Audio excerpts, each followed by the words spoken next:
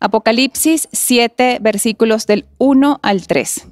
Después de esto vi a 4 ángeles en pie sobre los 4 ángulos de la tierra, que detenían los 4 vientos de la tierra, para que no soplase viento alguno sobre la tierra, ni sobre el mar, ni sobre ningún árbol. Vi también a otro ángel que subía de donde sale el sol, y tenía el sello del Dios vivo. Y clamó a gran voz a los 4 ángeles, a quienes se le había dado el poder de hacer daño a la tierra y al mar, diciendo: no hagáis daño a la tierra, ni al mar, ni a los árboles, hasta que hayamos sellado en sus frentes a los siervos de nuestro Dios. Todos los seres humanos, en algún sentido, podemos ser sellados o marcados por algún acontecimiento en nuestra vida. El lugar donde nacimos, la familia en la que nacemos, o un acontecimiento catastrófico, un terremoto. Los que son de una generación anterior y que vivieron los terremotos en la Ciudad de México podrían ser o reconocerse como marcados o sellados. Aquellos que han pasado por alguna ausencia familiar también puede ser algo que los marque, algún engaño incluso. Puede ser algo que nos marque profundamente. Incluso el 11 de septiembre, que ahora nos estuvieron pasando muchísimos programas, es un día que marcó a la humanidad en muchos sentidos. Todos los que viajaron en avión antes de ese momento saben que las cosas cambiaron radicalmente y para mucha gente el miedo que tenían para volar en ese momento los marcó mucho más profundamente. En este momento, incluso, el COVID puede ser una marca fundamental. De hecho, ya se está previendo que el 2020 prácticamente desaparezca el calendario. Pero los niños que han nacido durante esta época, ya incluso se les considera esta generación del COVID.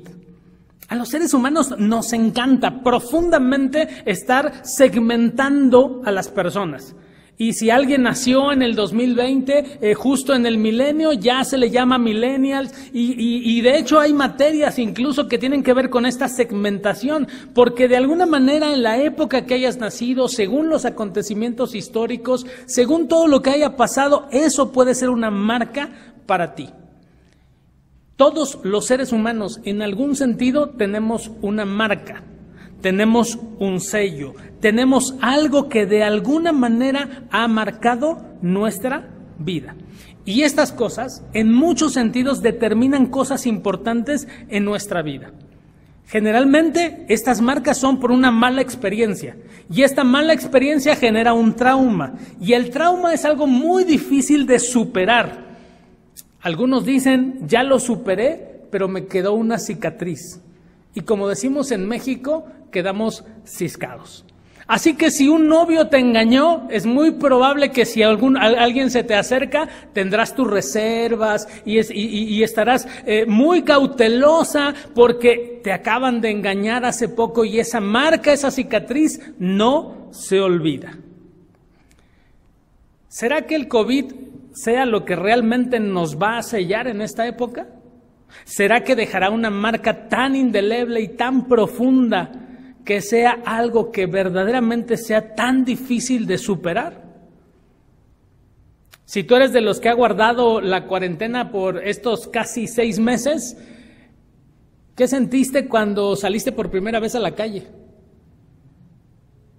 Parece que el sello y la marca es profunda.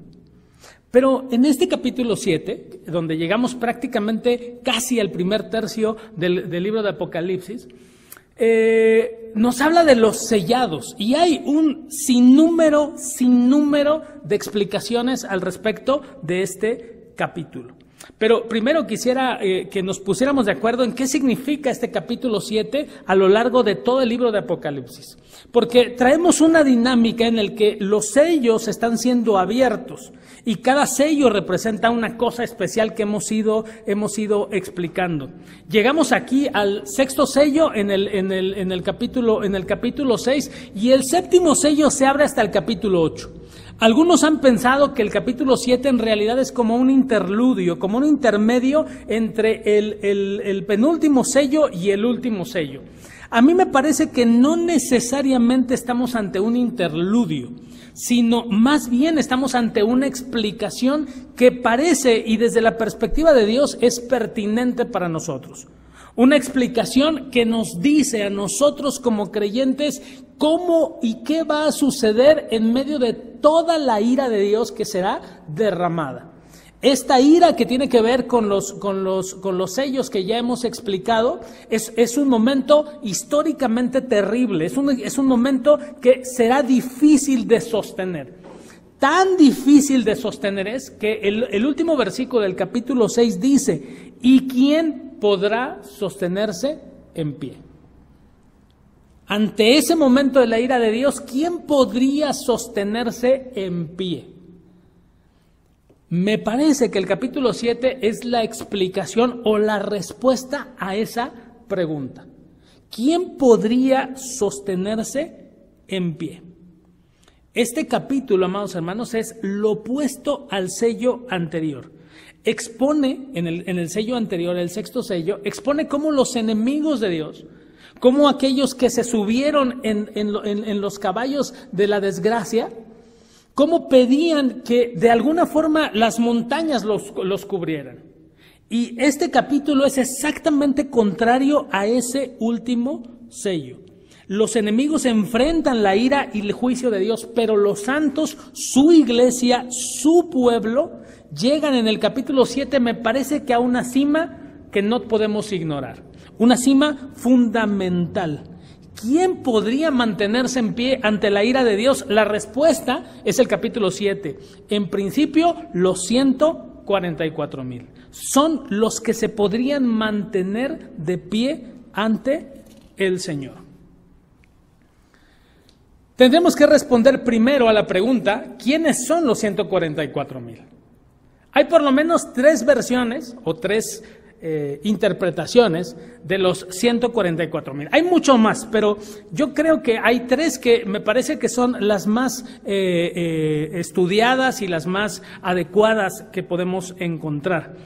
Algunas son más populares que otras, y de estas 3, al final les podré comentar cuál podría ser la cuarta alternativa de interpretación de este texto.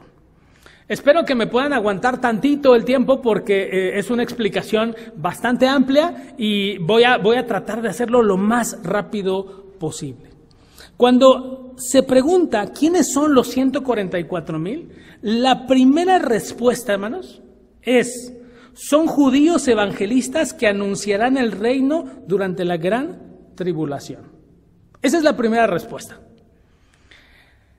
Esta es, digamos, la más popular. Si ustedes buscan en YouTube algún video que hable de los 144,000, van a encontrar que esta es la más popular. 144,000 judíos evangelistas que anuncian el reino del Señor durante la tribulación. El problema que tenemos ante esta interpretación es que no existe sustento en este texto ni en el capítulo 14, donde aparecen los 144,000, para sostener la idea de que son evangelistas. No existe esa posibilidad. Hay una segunda interpretación que es, digamos, también popular, pero que no podemos aceptar de manera apresurada. La interpretación es que estos 144,000 son judíos que el Señor ha salvado, y que como el Señor los ha salvado, de alguna o de otra manera estarán en la presencia del Señor. Esto se determina por la lista. Cuando leemos la lista, y no la voy a leer completa, ustedes verán que a partir del versículo 5 dice: de la tribu de Judá 12,000 sellados, de la tribu de Rubén 12,000 sellados, y así habla de 12,000 sellados de cada tribu, de tal manera que entonces hacen 144,000. No podemos aceptar esta interpretación apresuradamente por varias razones. La primera razón, hermanos, es que la lista como aparece aquí, si fuera una lista a la hechura a la manufactura del Antiguo Testamento, tendría que ser una lista conforme los judíos la establecían. Es decir, una lista de varones. Pero desde la perspectiva ya del Apocalipsis y desde la perspectiva del Señor, no hay hombre ni mujer, no hay distinción desde la perspectiva del Señor. Así que aquí los 144,000 no se especifica que sean varones, sino prácticamente seres humanos. La segunda cosa importante es que en esta lista, Judá es el primero. Si ustedes ven la lista que yo llamo el Excel de números, ¿no? El Excel del Antiguo Testamento, verán que en esas listas no aparece nunca Judá en primera instancia. Siempre aparece Rubén. Y eso es porque él era el primogénito.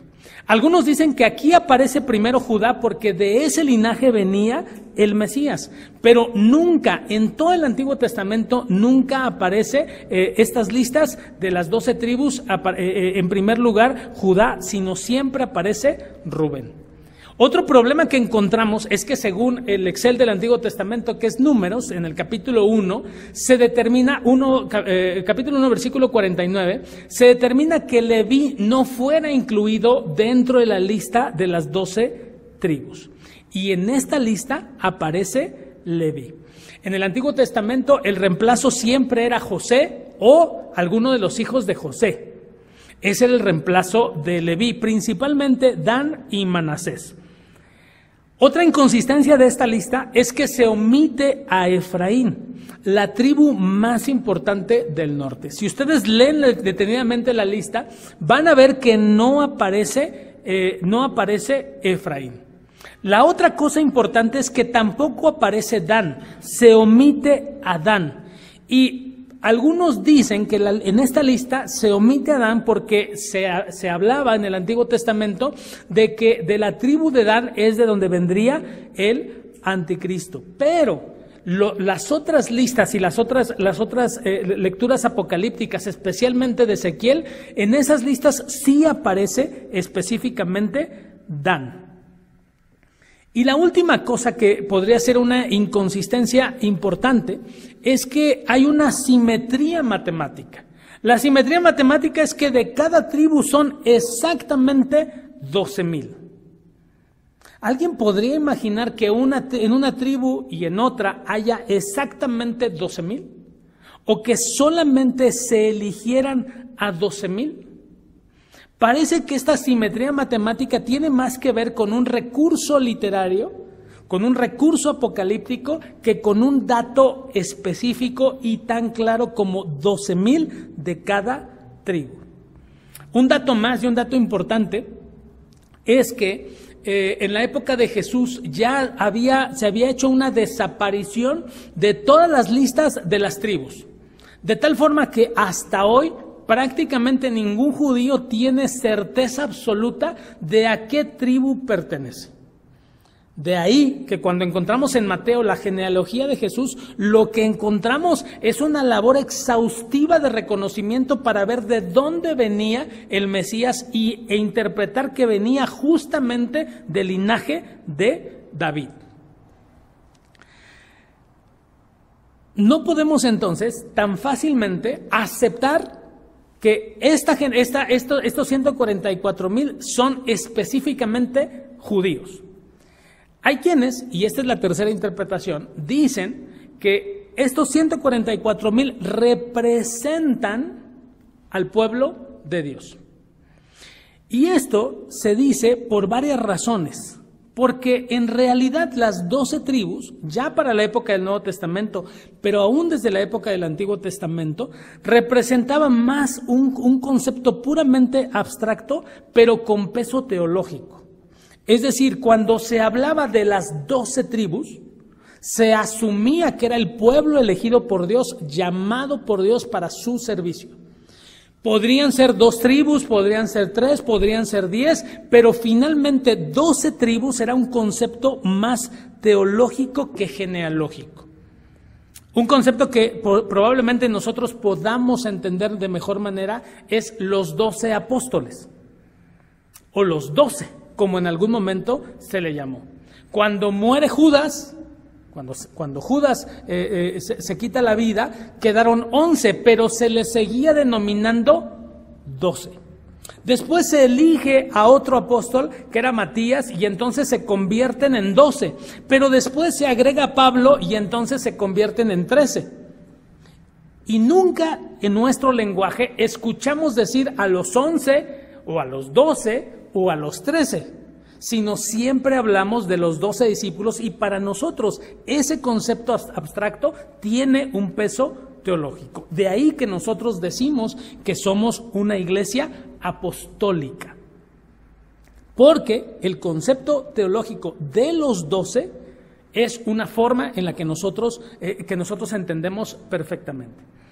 Hay todavía otra cosa importantísima. En el Nuevo Testamento, cuando se habla del pueblo de Israel, también se habla de la totalidad de Dios. Y para eso baste solamente que leamos Santiago 1:1. En ese texto, que es la salutación de Santiago, habla al pueblo de Israel, cuando en realidad a lo que se está refiriendo es al pueblo de Dios llamado. Pero además, esto tiene un sustento importante en el sentido de que los números se vuelven simbólicos. El cuadrado, los 12, la multiplicación, esto habla específicamente de perfección, de inmensidad, de totalmente completo. Esta sería la tercera interpretación. A mí me parece, y después de haber estudiado un poco el tema, me parece que la forma en la que nosotros podemos entender de mejor manera quiénes son los 144,000 es hablar del pueblo mixto de Dios. Es decir, no podemos omitir la idea de que el pueblo judío, el pueblo de Israel, fue elegido por Dios. No podemos omitir esa idea. Pero me parece que la clave está específicamente en lo que la Biblia enseña. Fíjense lo que dice el versículo 3, diciendo: no hagáis daño en la tierra, ni al mar, ni a los árboles, hasta que haya sellado en sus frentes, y esta es la frase importante, a los siervos de nuestro Dios. No está hablando de evangelistas, sino está ocupando una frase que es específicamente, y ha sido específicamente diseñada para el pueblo de Dios. De hecho, el mismo Jesús se llama a sí mismo siervo de Dios. Esta es una palabra que está aquí, que en el original es exactamente la misma que aparece y que se le atribuye a Jesús, doulos. Y este doulos es no solamente Jesús, sino también todos aquellos que reconocemos a Jesucristo como nuestro Señor. El doulos era alguien que había sido comprado por precio o había nacido en la familia y que era de alguna forma y le pertenecía a su Señor. Así que sea por nacimiento como el pueblo de Israel o sea comprados por precio como el pueblo de Dios por la sangre de Jesucristo, me parece que estos 144,000 representan simbólicamente a la totalidad y a la inmensidad de todos aquellos que hemos sido redimidos por el Señor. Si esto es así, entonces lo que dicen los versículos primeros para nosotros van a representar una de las esperanzas más importantes que tenemos en este libro y que está en medio de todas las circunstancias que vivimos hoy en este momento. ¿Qué es entonces? Después de saber quiénes son los 144,000, que son el pueblo mixto de Dios, la totalidad y la inmensidad de aquellos que ha elegido, sea por nacimiento o sea por haberlos comprado con la sangre preciosa de Jesús, ¿qué es lo que sucede en el capítulo 7? Y aquí lo que sucede, amado hermano, es maravilloso. ¿Estás sentado?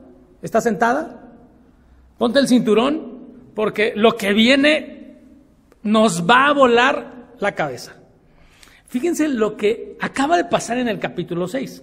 Lo que acaba de pasar en el capítulo 6 es que la ira de Dios se ha desatado.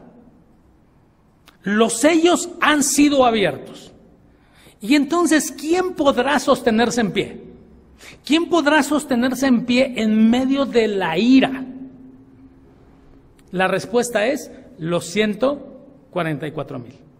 Es decir, tú y yo, aquellos que hemos sido comprados por el Señor, aquellos que son del remanente de Israel, somos los únicos que vamos a podernos sostener en pie. Y no por otra cosa, sino otra vez, por la gracia de Dios. Versículo 1 dice: después de esto vi 4 ángeles en pie sobre los 4 ángulos de la tierra, que detenían los 4 vientos de la tierra, para que no soplase viento alguno sobre la tierra, ni sobre el mar, ni sobre ningún árbol. Cuando esto sucede, lo que estaban entendiendo los primeros lectores es que, por supuesto, el conocimiento de que la tierra era una esfera, pues era una cosa que no estaba en esa época.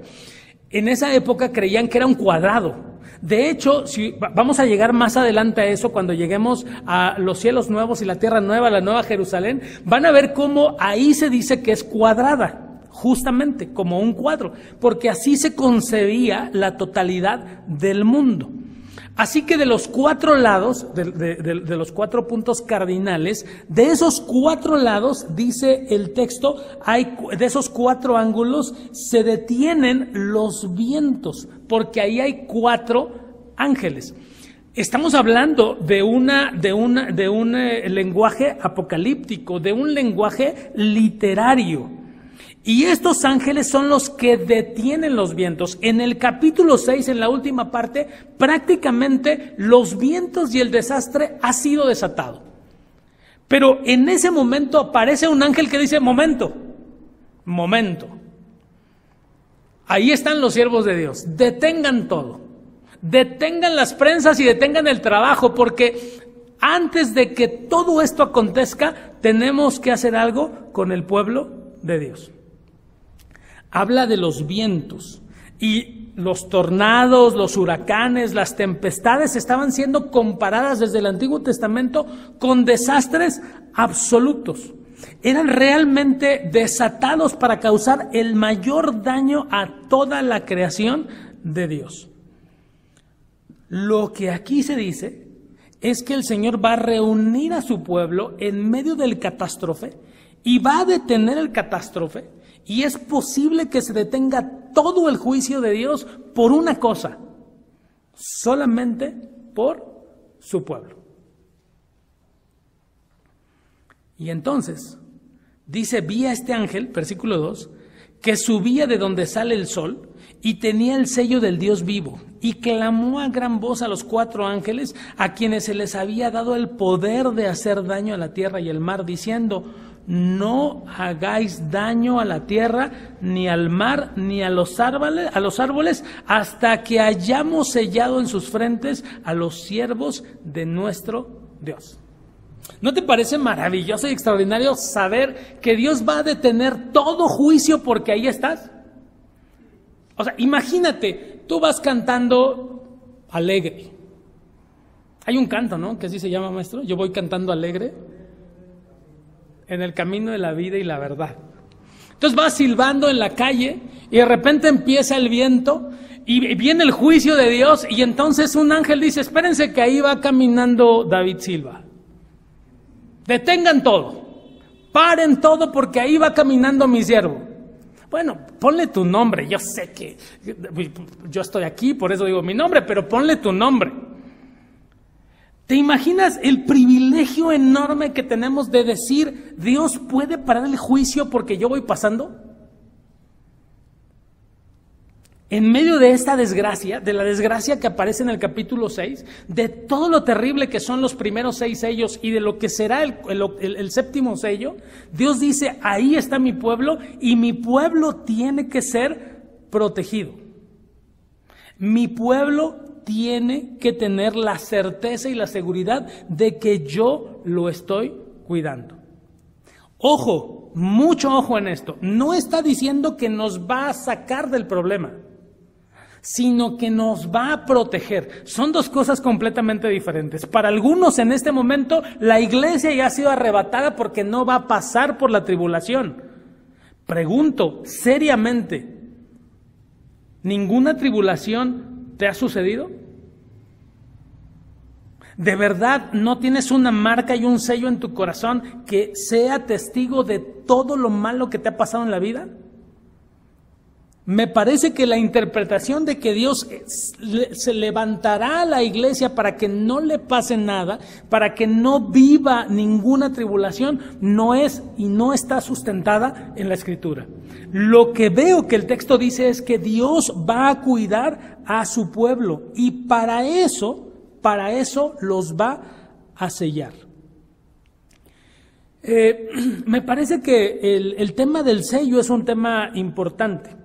Porque, por un lado, el sello visto desde el Nuevo Testamento y el Antiguo Testamento servía, un sello circular que se ponía con el anillo del rey, y en esta época lo hacemos con lacre, pero en esas épocas se hacían de otros materiales.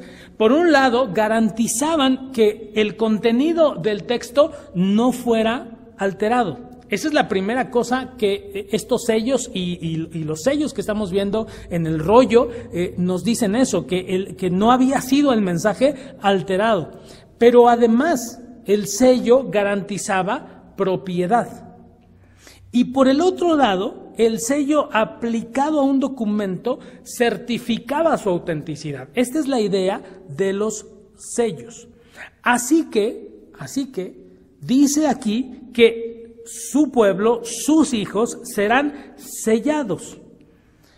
A los que gustan de los tatuajes estarán pensando en un diseño divino de un tatuaje, ¿no? Y pensarán en algo así extraordinario que nadie en la tierra pueda hacer. Sin embargo, el texto dice que sería en la frente. Y hay un montón, hermanos, un montón de interpretaciones y un montón de recursos imaginativos que nos hemos inventado. Porque más adelante vamos a hablar del sello también de la bestia. Y en este sello de la bestia, muchos han dicho que era cuando salieron las barras, el código de barras, decían que ese era el código de barras, era el sello de Satanás, y entonces en las películas apocalípticas le ponen a la gente un sello aquí de un código de barras con el cual te pueden leer, y con ese, si no lo tienes, no puedes vender y comprar. Algunos incluso, ¿se acuerdan de un presidente ruso que se llamaba ¿cómo? Gorbachov. ¿Se acuerdan que era un poco calvo? Bueno, bastante calvo, y tenía una mancha en la frente. Bueno, los apocalípticos veían en Gorbachov a la bestia. Y entonces prácticamente el cuadro lo habían completado. Ya estaba la bestia y ya estaba el código de barras, así que ya estábamos a punto del fin del mundo. Me parece que hay que ser bastante cuerdos cuando leemos el texto, porque este es un texto apocalíptico. Y en este sentido, lo que el texto enseña y lo que el sello está queriendo decir es que este pueblo le pertenece a Jesús, que son su posesión y que toda palabra dicha para ellos es absolutamente segura. Es amén a todo aquello que Dios nos ha dicho. Así que es un símbolo. Podría ser visible, pero me parece que podría también ser invisible de la pertenencia a nuestro Señor. En doctrina, nosotros creemos, a través de todo lo que dicen las cartas del apóstol Pablo, que nosotros hemos sido sellados por el Espíritu. Y que no existe la posibilidad de que el diablo o alguno de sus huestes pueda violar la pertenencia al Señor.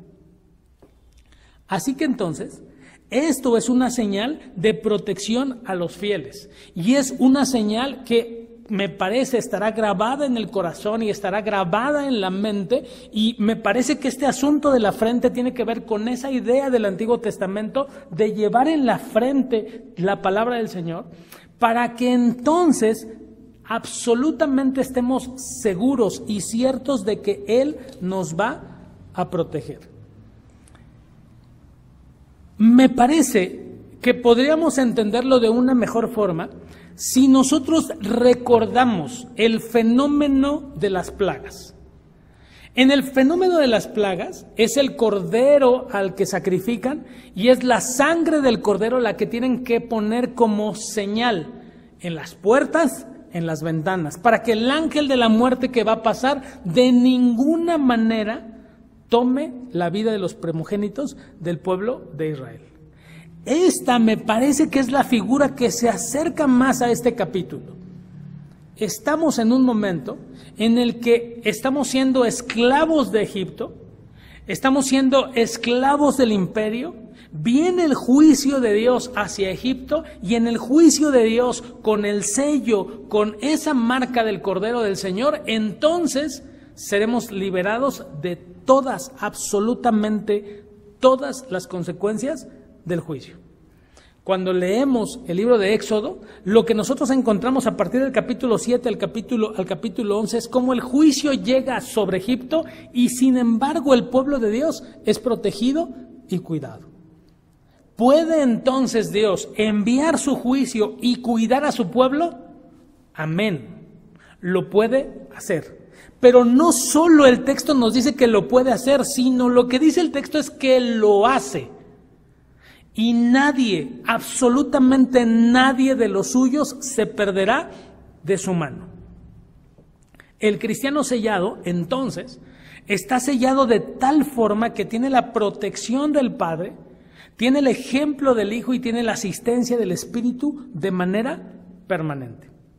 Este me parece que es el sentido más importante de lo que expresa el texto de los 144,000. Así que entonces, la pregunta importante para ti es, ¿estás sellado o marcado por algún acontecimiento que ha traumado tu vida y del que no puedes salir? ¿Te marcó una familia desintegrada? ¿Te marcó la ausencia de alguno de tus padres? ¿Te marcó la falta de amor en la primera época de tu vida o el rechazo continuo en esta etapa de tu vida? ¿Te ha marcado la falta de oportunidades que has tenido? ¿O te ha marcado tal vez el exceso de oportunidades? Porque eso también marca. ¿Te ha marcado tal vez algún fenómeno natural en el cual has sufrido daños tú o alguno de tu familia o alguna pérdida material importante? O tal vez te ha marcado el abuso sexual que alguno de tus parientes tuvo de ti cuando eras niño o niña. O estás marcado por el coronavirus definitivamente. ¿Qué te marca? ¿Qué es lo que permite que haya una cicatriz ahí en tu alma permanentemente que no te permite olvidar una circunstancia como estas? La Biblia, amados hermanos, señala que en Cristo somos el nuevo Israel, que somos verdaderos hijos e hijas de Abraham. Y de hecho, Pedro insiste que somos un real sacerdocio, una nación santa, un pueblo adquirido por Dios. Así que me resisto a ser marcado por el coronavirus. Me resisto a ser marcado por la tragedia. Me resisto a que todas esas cosas que han pasado en mi vida de alguna forma determinen lo que soy y hacia dónde voy. Me resisto porque la sangre de Jesucristo me ha comprado por precio, porque soy siervo de Él, porque tú eres siervo o sierva de Él y por lo tanto no podemos estar marcados por una cosa que nos lleva a la tragedia. Estamos marcados por la esperanza, estamos marcados por la victoria, estamos marcados no por la tribulación, estamos marcados porque hemos sido sellados por Jesucristo y este sello nos ha señalado como verdaderos hombres y mujeres de Dios. En mi mente y en mi corazón y en tu mente y en tu corazón no puede ser sellado, no puede ser marcado por todos los desastres que han sucedido. Somos nuevos en el Señor. Somos más que vencedores y aún en medio de la tribulación más adversa, el Señor tiene cuidado de ti. No es coco wash, no es pensamiento positivo, es palabra de Dios. Y esta palabra es cierta y segura para todos aquellos que hemos sido comprados con la sangre preciosa de Jesús. No soy sellado por la tragedia, soy sellado por la victoria de Jesucristo al resucitar y al vencer a la muerte. Que el Señor nos bendiga.